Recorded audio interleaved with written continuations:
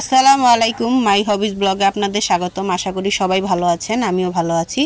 আমার হাতে যে ক্যাপসিকামগুলো দেখতে পাচ্ছেন এগুলো কিন্তু আমার বাগানের, তবে এই বাগানটা আমার এখানে না, এই বাগানটা আমার শ্বশুর বাড়িতে যে আমার হাজব্যান্ড বাগান করেছে ওইখানে আপনার ক্যাপসিকাম সহ আরও বিভিন্ন ধরনের সবজি তুলে নিয়ে এসেছে।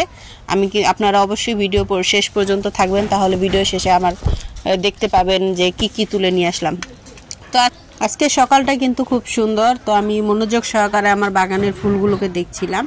তো এই ফুল অবশ্যই আপনারা অনেকেই চেনেন, এটা টগর ফুল। তো ফুলগুলো কিন্তু আর একটু বড় হয়, তো যাই হোক শীত গেছে, তাই শীতের মধ্যে সব গাছেরই একটু না একটু সমস্যা হয়, মানে পুষ্টিটা একটু কম পায়, যার কারণে ফুলগুলো কিন্তু ছোট ছোট। তো আমি বাগানের সুন্দর দৃশ্যটা আপনাদের মাঝে তুলে ধরলাম যেন আপনার ভালো লাগে। আমার কাছে কিন্তু এই টগর ফুলগুলো খুবই ভালো লাগে, আশা করি আপনাদের কাছেও ভালো লাগবে।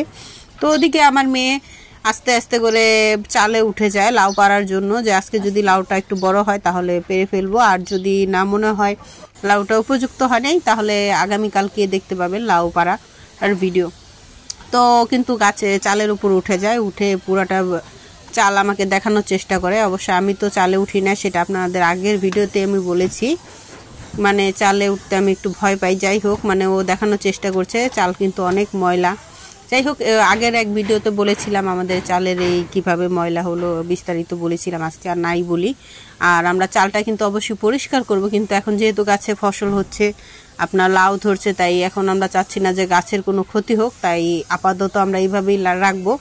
যখন আমাদের ফসল খাওয়া শেষ হয়ে যাবে আমরা তখন কিন্তু পুরাটা চাল ঝাড়ু দিয়ে পরিষ্কার করে ফেলবো। তো আলহামদুলিল্লাহ আমাদের কাছে কিন্তু আরও 2টা লাউ আছে, এই লাউটা ছাড়াও, কিন্তু ভিডিওতে তুলতে ওর মনে নেই বা খেয়াল করেনি, পরবর্তীতে দেখে। আমরা পরবর্তী ভিডিওতে আপনাদের অবশ্যই দেখানোর চেষ্টা করব আমাদের কাছে যে আরও 2টা লাউ আছে। তো এখনও বটি হাতে নিয়ে আর এক হাতে মোবাইল নিয়ে ভিডিও করছে, প্লাস লাউটা কাটার চেষ্টা করছে। তো ছোট মানুষ ভিডিও করছে, আপনারা দেখতেই পাচ্ছেন খুব কষ্ট করে। তো এত কষ্ট করে ভিডিও করা অবশ্যই আপনারা লাইক কমেন্ট শেয়ার করবেন এবং সাবস্ক্রাইব করবেন। আশা করি ভিডিওটি আপনাদের ভালো লাগবে। তো দেখুন ও লাউটা কিভাবে কাটছে, তো আপনারা সাথেই থাকুন আর দেখুন। তো আপনারা দেখতেই পাচ্ছেন লাউটা কিন্তু অনেক কাটার চেষ্টা করছে আর অর্ধেক কেটে ফেলেছে, কিন্তু এক হাতে ওর খুব কষ্ট হয়ে যাচ্ছে লাউটা কাটা। যাই হোক, মানে ও চেষ্টার কোনো ত্রুটি করছে না।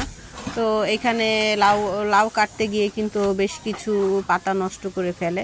বাচ্চা মানুষ একা একা লাউ কেটেছে, তো লাউ পাতা নষ্ট হওয়াটাই স্বাভাবিক। যাই হোক, এই পাতাগুলো আমরা পরবর্তীতে নিয়ে এসে খেয়ে ফেলবো।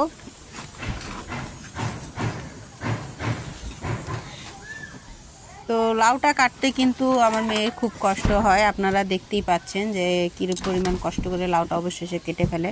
তো যাই হোক, আলহামদুলিল্লাহ এত কষ্টের পরে ওটা কেটে ফেললো।